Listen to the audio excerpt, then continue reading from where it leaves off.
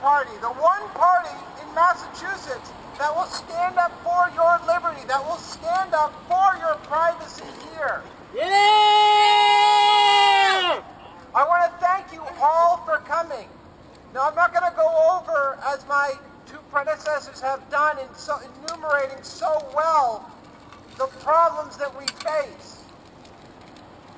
We know that the Justice Department or the Attorney General can go and get your private communication without a warrant. Where you've been, what you've been doing. But we're here to make sure that we stand up for our rights and stop that.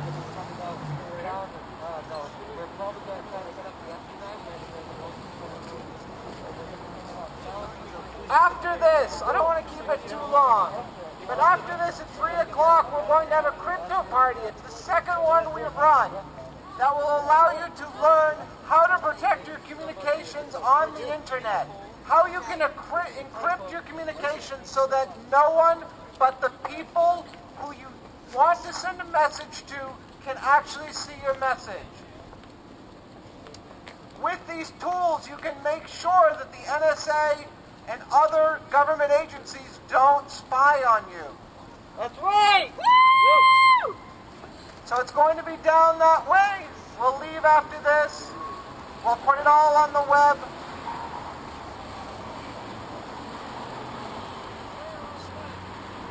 Yay for the web! So thank you again all for coming. I know I'm going to be talking very much after this. And that's all I got to say. Who's next? Ready to go? Woo! Woo! Woo! In this country today, we have total saturation of surveillance. NDAA, the Patriot Act, CISPA, these dragnets online, they track you everywhere you go. Look at the police cruisers in your community, automated license plate readers. Look at these cameras, facial recognition software. There is a reason the Fourth Amendment was created in this country, and it was to protect you from being searched, from being followed, from being tracked by the government. And as it's been well documented in the past 30, 40 years, the government goes after protesters. If you are against the war, you're a target. If you believe in freedom of speech, you're a target. If you're against the police state, you're a target.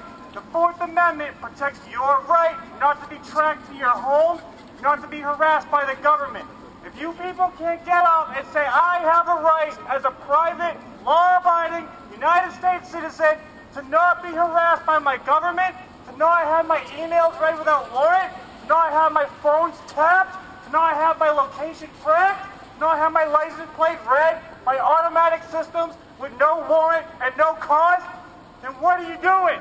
Get involved. You are seeing this giant police state grow around you. You are seeing cameras, drones. They have drones coming over. Do you know what drones do in other countries? They kill people. They bomb the What are shit they out going of to do you. here? They're talking about technology to give them tasers, to give them shotgun shells. Are you kidding me? Stop this. Stand up. Support your right to privacy. Push back against NDAA, against CISPA. Demand the Patriot Act be repealed. Demand your basic human rights, not granted by the Constitution, protected by the Constitution. Demand those rights restored now. Get involved.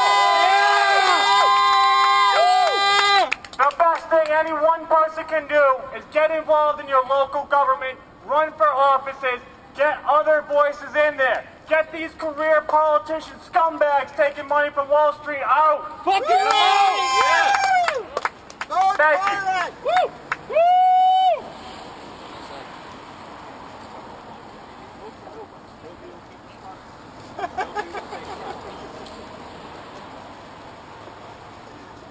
Okay, I'd like to talk to you about what NDAA is. Can you hear me?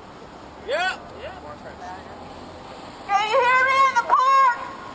Yeah! Okay, so I'd like to talk to you about what NDAA really is because it drives me crazy about all the misconceptions about NDAA.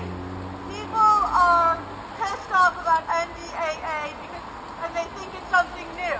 In fact, NDAA has been passed every year in January since, from what I can tell, the early 1980s. Okay? And people are all riled up about it right now, and that's good and that's important because in the past 2 years, this Congress that we've had, this fucked up, crazy-ass Republican Congress, has used NDAA as a tool to pass laws that are jeopardizing our civil liberties like never before. Okay?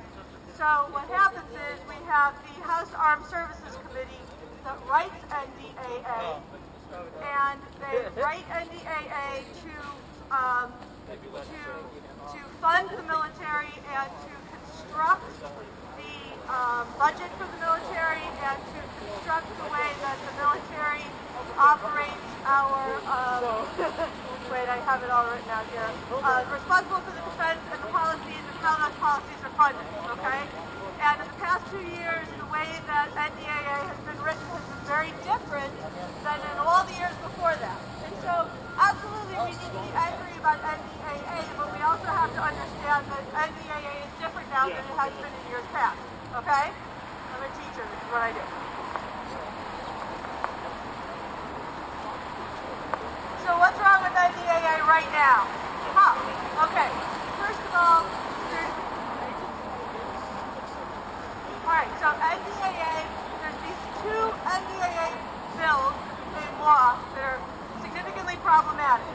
One of the problems is fiscal year 12 and then fiscal year 13 brought through a law that says the president can use military force. And this is what my fine